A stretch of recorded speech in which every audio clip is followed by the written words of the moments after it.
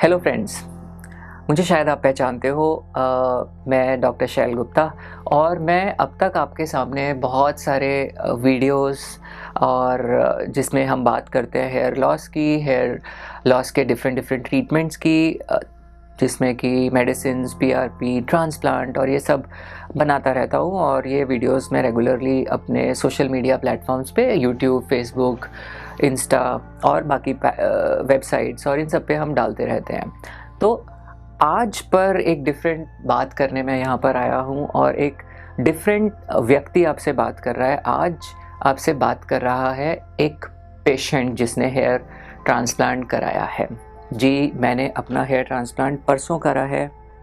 आप यदि ये देखेंगे, ये मेरे ट्रांसप्लांटेड हेयर हैं जो यहाँ पर आप फ्रंट पे देख रहे हैं, और ये मैंने यहाँ पर टेम्पल्स बनाए हैं अपने दोनों तरफ, और ये परसों मेरा ट्रांसप्लांट हुआ है। अच्छा, और मैंने जो ये ट्रांसप्लांट किया है इसके अंदर हमने 1300 ग्राफ्ट्स यूज़ किए हैं FUE मेथड से। और हमारा एक वर्जन है FUE का जिसको कि मैंने बनाया है, जिसको बोलते हैं डायरेक्ट स्टिमुलेटेड फॉलिकुलर ट्रांसप्लांट और DSFT। तो ये ट्रांसप्लांट जो हुआ है ये DSFT टेक्निक से किया है मैंने और मेरी टीम ने। ऑब्वियसली जाहिर है मैं खुद अपना ट्रांसप्लांट नहीं कर सकता, ये मेरी टीम ने किया है and they have done a wonderful job. I am so happy to see this. अब क्या वजह रही कि ये मैंने अपना ट्रांसप्लांट किया, और क्या वजह रही कि मैंने जो है ये FUE या DSFT टेक्निक को मैंने चूज़ किया ट्रांसप्लांटेशन के लिए अपने। तो इसके बारे में मैं आज इस वीडियो में बात करने जा रहा हूँ, और कुछ इम्पॉर्टेंट टिप्स, कुछ इम्पॉर्टेंट चीज़ें मैंने क्या सीखा अपने ट्रांसप्लांट को करने से, इसके बारे में भी मैं कुछ इम्पॉर्टेंट अपने एक्सपीरियंस आपसे शेयर करूँगा। तो जैसे कि बहुत इम्पॉर्टेंट बात है एक जो मैं आज बोलने जा रहा हूँ कि मैंने ट्रांसप्लांट कराया क्यों। जैसे आप मेरी पिक्चर्स देख रहे हैं, मेरे बाल थे, ठीक बाल थे, और ऐसा कोई मुझे बहुत ज़्यादा ट्रांसप्लांटेशन की आवश्यकता नहीं थी। मैंने घर में जब जैसे अपने मदर से बोला, वाइफ से बोला, तो उन्होंने कहा कि क्या ज़रूरत है आपको ट्रांसप्लांट की। मैंने अपनी डॉटर से बोला, क्या, वो भी सब बोल रहे थे कि क्या ज़रूरत है आपको ट्रांसप्लांट की, आपके बाल अच्छे हैं। बट हाँ, मेरी डॉटर ने मुझे बोला कि आपके बाल पापा और अच्छे हो सकते हैं, आप सारी दुनिया का ट्रांसप्लांट करते हो, तो आप अपना ट्रांसप्लांट भी क्यों नहीं कर लेते, कर लो। तो खैर मैंने कुछ पिक्चर्स ये राखी के आसपास जब मैं घर पे था, ये पिक्चर्स कुछ क्लिक करी तो देखा, मुझे लगा कि मेरा फोरहेड थोड़ा ब्रॉड लगता है, थोड़ा सा टेम्पल्स का रिसेशन हुआ है, और बहुत slowly over a period of time ये रहा। और मुझे मालूम है फेशियल एस्थेटिक्स की एक गहरी नॉलेज रखता हूँ मैं। बहुत सारे पेशेंट्स में हम फेशियल एस्थेटिक्स को करते हैं, जिसमें कि ना सिर्फ बालों के ज़रिए फेशियल एस्थेटिक्स को देखा जाता है, बल्कि आपके फोरहेड का क्या शेप है, क्या साइज़ है। जैसे हम एंटी एजिंग ट्रीटमेंट्स जब करते हैं तो फिलर्स लगाते हैं, बोटॉक्स यूज़ करते हैं या थ्रेड्स यूज़ करते हैं, तो फेशियल कंटूरिंग की जाती है जिसमें प्रोपोर्शंस देखे जाते हैं फेस के। सो दिन रात ये काम करते हुए हमको ये समझ में आता है कि क्या फेशियल प्रोपोर्शन हमारे चेहरे पर अच्छा लगेगा, और क्या फेशियल प्रोपोर्शन मेरे पेशेंट के लिए यदि मैं कुछ करता हूँ तो अच्छा लगेगा। सो ये अच्छे सुंदर सुंदर हेयर लाइन्स डिज़ाइन करते हुए मेरे मन में भी कहीं ना कहीं एक इच्छा तो बनी रही थी कि मैं अपना ट्रांसप्लांट कर लूँ। आज से कोई 5 साल, 5.5 साल पहले मैंने एक ट्रांसप्लांट किया था अपना, जहाँ एक स्कार टिश्यू के अंदर यहाँ पर हमने 300 ग्राफ्ट्स प्लेस किए थे और कुछ बाल आईब्रो में डाले थे। तो अब मुझे लगा कि मुझे अपना हेयर लाइन, ऐसा कोई रिसीड नहीं किया मेरा हेयर लाइन, लगभग काइंड ऑफ वैसा मेंटेन था, और मेरा हेयर थोड़ा ब्रॉड शुरू से ही फ्लोरेड रहा। तो मैंने अपना ट्रांसप्लांट कितने ग्राफ्ट्स चूज़ करने चाहिए, कितना मुझे हेयर लाइन को नीचे लाना चाहिए और क्या मेथड यूज़ करना चाहिए, इसके ऊपर काफ़ी सोचा और ये चीज़ें आई थिंक अब इतना सोचने की भी ज़रूरत नहीं पड़ती, क्योंकि ये एक नेचुरल फ़्लो में होने लगती हैं। एंड आई थिंक जब भी चीज़ें आपकी एक फ़्लो में होती हैं तो वो बेस्ट होती हैं। अगर हम एफ़र्ट लगा के करें तो वो उसमें थोड़ा प्रॉब्लम रहता है। सो एक कॉन्सेप्ट है पावर वर्सेस फ़्लो, या आप उसको और बेटर तरीके से डिफ़ाइन कर सकते हैं power versus force. Power versus force तो एक कॉन्सेप्ट है जिसको बोलते हैं पावर वर्सेस फोर्स। यानी बुक है, आप अगर इसको पढ़ेंगे बहुत अच्छी बुक है।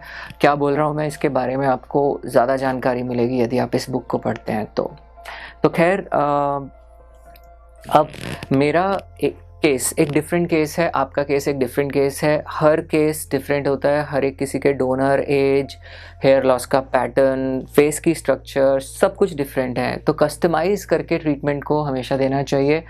अगर आप अपने लिए एक बहुत अच्छा और बेहतर सोल्यूशन ढूंढ रहे हैं, जो जाहिर सी बात है कि आप ढूंढ ही रहे होंगे, तो उस स्थिति में आपको इस बात पे बहुत ज़्यादा ज़ोर और फोकस करने की ज़रूरत है कि जैसे मैं अपने एग्जांपल से बताता हूँ कि मेरी एज अब 44-45 इयर्स और मेरा हेयर लाइन कोई बहुत ज़्यादा रिसीड नहीं किया। मेरा hairline kind of fix है। मुझे शायद अब कभी दूसरे ट्रांसप्लांट की और आवश्यकता ना पड़े। तो उस स्थिति में और मेरा डोनर बहुत अच्छा है, जो आप देख रहे हैं, काफ़ी अच्छा थिक डोनर हेयर है और डेंसिटी भी डोनर में बैक में काफ़ी अच्छी है।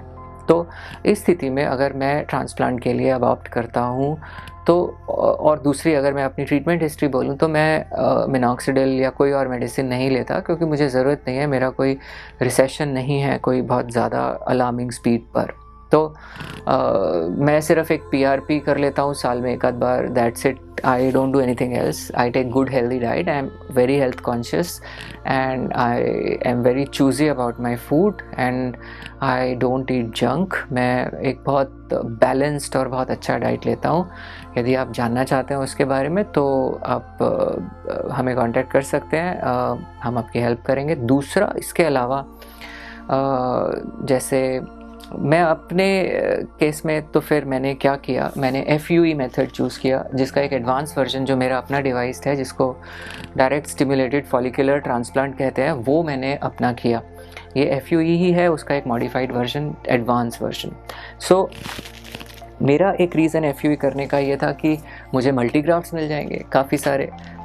इन ग्राफ्ट्स में फैट टिश्यू नहीं है, मल्टीग्राफ्ट्स हैं, मैं इनको पास प्लेस कर सकता हूँ। I am looking for density now this area. मैंने बार बार अपने वीडियोस में बात की है, यदि आप ने नहीं देखे हैं देखिए। 250 के करीब वीडियोस आपको मिलेंगे और वेबसाइट पे भी जाकर आप देख सकते हैं। वहाँ पर बहुत डिटेल में बहुत सारे केस स्टडीज़ हैं जिनको आप देख सकते हैं और अपने पर्टिकुलर केस से रिलेट कर सकते हैं, क्योंकि हर केस डिफरेंट होता है, मैं बार बार बोलता हूँ। तो यदि मैंने जैसे अब अपने 1300 ग्राफ्ट्स किए हैं और इन ग्राफ्ट्स में अगर मैं फॉलिकल्स की बात करूं तो हमने 200-250 सिंगल यूनिट्स निकाले होंगे और बाकी सब मल्टी यूनिट हैं।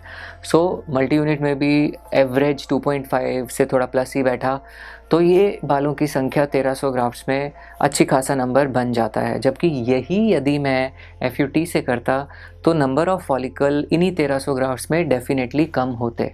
तो इसीलिए मैं बोलता हूँ, बार बार बोलता हूँ, जब आप रिज़ल्ट्स को कंपेयर करते हैं एक बात को अपने जहन में ज़रूर रखिए कि आप कहीं 3000 ग्राफ्ट्स को FUE के 3000 ग्राफ्ट या 2500 ग्राफ्ट को FUE के 2500 ग्राफ्ट FUT से कंपेयर तो नहीं कर रहे हैं। अगर आप ये कंपेयर कर रहे हैं और ये पहली सर्जरी है जो कि कोई क्लिनिक दिखा रहा है, तो आप नंबर ऑफ़ फॉलिकल्स आप एक बहुत ही अनजस्टिफाइबल चीज़ यहाँ पर कर रहे हैं, क्योंकि ये मैंने पहले भी बताया है कि नंबर ऑफ़ फॉलिकल्स FUE में हमेशा ज़्यादा होंगे बिकॉज ऑफ चेरी पिकिंग। पर ये पासा पलट जाएगा जब ये सर्जरी सेकंड होगी। शायद ही इन बातों के बारे में कोई बात करता है और शायद ही आपने कभी इसके ऊपर गौर किया हो। इनफैक्ट ये चीज़ मुझे मालूम तो है और इतने समय से और बहुत कॉमन सेंस की है, बट मैं भी आपके सामने अभी ला रहा हूँ। तो आप अगर इसको समझेंगे तो जब आप कंपेयर करते हैं मल्टी ग्राफ्ट्स को 2500 ग्राफ्ट के FUE के, आप जो बिना डेमोग्राफी डिस्टर्ब किए FUT के ग्राफ्ट्स निकलते हैं उनसे बिल्कुल कंपेयर नहीं कर सकते। रिज़ल्ट ज़्यादा बेहतर FUE के अंदर आपको दिखेंगे ही दिखेंगे। पर ये आप किस कॉस्ट पे कर रहे हैं, इसके ऊपर मैंने काफ़ी वीडियोस बनाए हैं। करेंसी के ऊपर मैंने वीडियो बनाया है, अगर अपलोड नहीं किया तो हम शीघ्र ही उसको अपलोड करेंगे। बहुत इंपॉर्टेंट वीडियो है कि जहाँ पर हमने 2 करेंसीज़ की बात करी है जो आप स्पेंड कर रहे हैं जब आप ट्रांसप्लांट करा रहे हैं, और शायद आपका फोकस सिर्फ एक करेंसी पर होता है और दूसरी करेंसी की तरफ आप ध्यान ही नहीं देते, जो कि बहुत ज़्यादा कीमती है, जो कि रिप्लेस भी नहीं की जा सकती। तो खैर देखिएगा, सब्सक्राइब कर लीजिएगा चैनल को यदि आपने ये सारी चीज़ें, ये सारी इन्फॉर्मेशन, और वो इन्फॉर्मेशन जो आप तक शायद ही कभी पहुँचे, वो इन्फॉर्मेशन जो बोलने की, बात करने की शायद ही कोई हिम्मत करे, वो इन्फॉर्मेशन जो आपके लिए ट्रांसप्लांट कराने से पहले जानना बेहद ज़रूरी है, वो इन्फॉर्मेशन जो आप यदि अभी नहीं जानते हैं और ट्रांसप्लांट करा लेते हैं तो बाद में आपको शायद पछताना पड़े। और ये मैं अपना लगभग 20 साल के तजुर्बे से बोल रहा हूँ, क्योंकि इतने सारे पेशेंट्स जो मेरे पास रिपेयर ट्रांसप्लांट्स के लिए आते हैं वो ऐसा मुझे बोलते हैं कि अगर हमें पहले पता होता तो हमें शायद ये प्रॉब्लम्स नहीं होती। इनफैक्ट बहुत सारे लोग मुझे वीडियोस को देख के बार बार हमें कॉल करते हैं, बोलते हैं और थैंक्स करते हैं, even if they are not getting transplant done from my clinic, it hardly matters. What matters more is कि उनको सही जानकारी मिलती है जिसके वजह से वो अपने साथ होने वाले धोखे और बेईमानियों से अपने आप को बचा पाते हैं कुछ हद तक, और वो एक बेहतर विकल्प चुन पाते हैं और वो गलतियां नहीं करते जो हज़ारों लोग, बहुत सारे लोग कर चुके हैं अब तक। तो खैर अब हमने FUE किया, अब डोनर एरिया मेरा देख रहे हैं। हेयर लाइन मैंने बहुत ज़्यादा नीचे नहीं ली है, एक एज के साथ हेयर लाइन अच्छी लगती है, और ये एक तरीके की लग्जरी है जो मैं अब ले रहा हूँ अपने लिए। इतनी सुंदर खूबसूरत हेयर लाइन्स बनाते बनाते पेशेंट्स के मेरे मन में खुद भी लालच आ जाता था। मैं बहुत समय से नहीं कर रहा था। मैंने अपने ऊपर काफ़ी काम किया है। अगर आप मेरी ये तकरीबन 10-12 साल पुरानी फ़ोटो देखेंगे, ये शायद सिंगापुर की फ़ोटो है जब मैं था वहाँ पे, और यदि आप देखेंगे तो मेरा पेट भी निकला हुआ है और मैं काफ़ी एजेड दिख रहा हूँ उसके अंदर। तो आप अब अगर उस फ़ोटो से बाद में देखेंगे तो ये सब चीज़ें इम्प्रूव करती चली गई। तो ये सेल्फ़ लव है जो हमें यंग रखता है, जो हमें अपने से शिद्दत से प्यार करना सिखाता है, और यही मेरा काम है, यही मेरा मिशन है।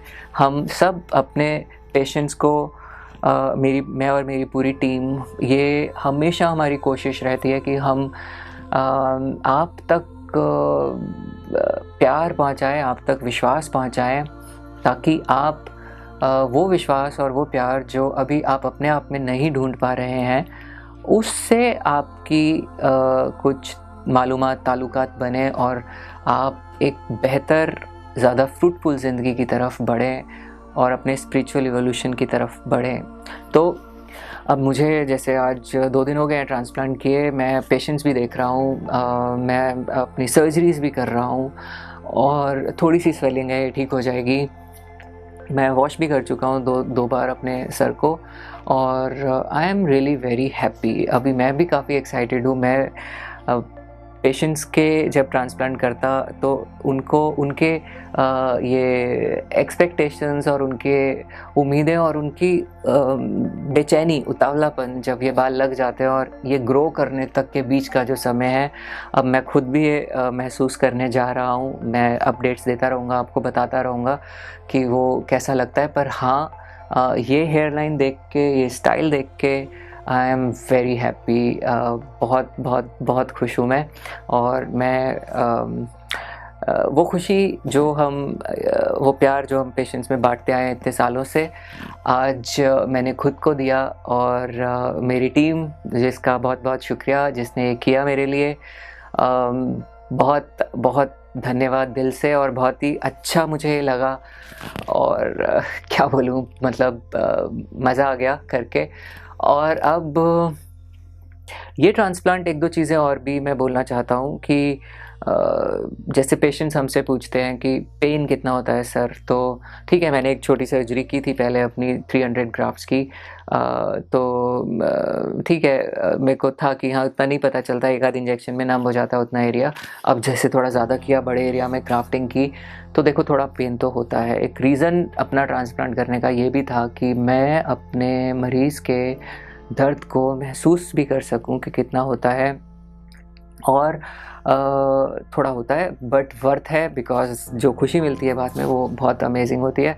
हालांकि अपना ट्रांसप्लांट करते हुए मैंने ज़रूर कुछ चीज़ें ऐसी खोजी, ऐसी डिवाइस करी जो कि मुझे लगता है कि पेन को कम करने में मदद करेगी। ऑलरेडी मैंने ये यूज़ करना शुरू करा है। आज अभी जो सर्जरी करी है उसके अंदर मैंने यही टेक्निक्स यूज़ करी हैं और पेशेंट को काफ़ी कम तकलीफ़ हुई, लगभग नहीं पता चला।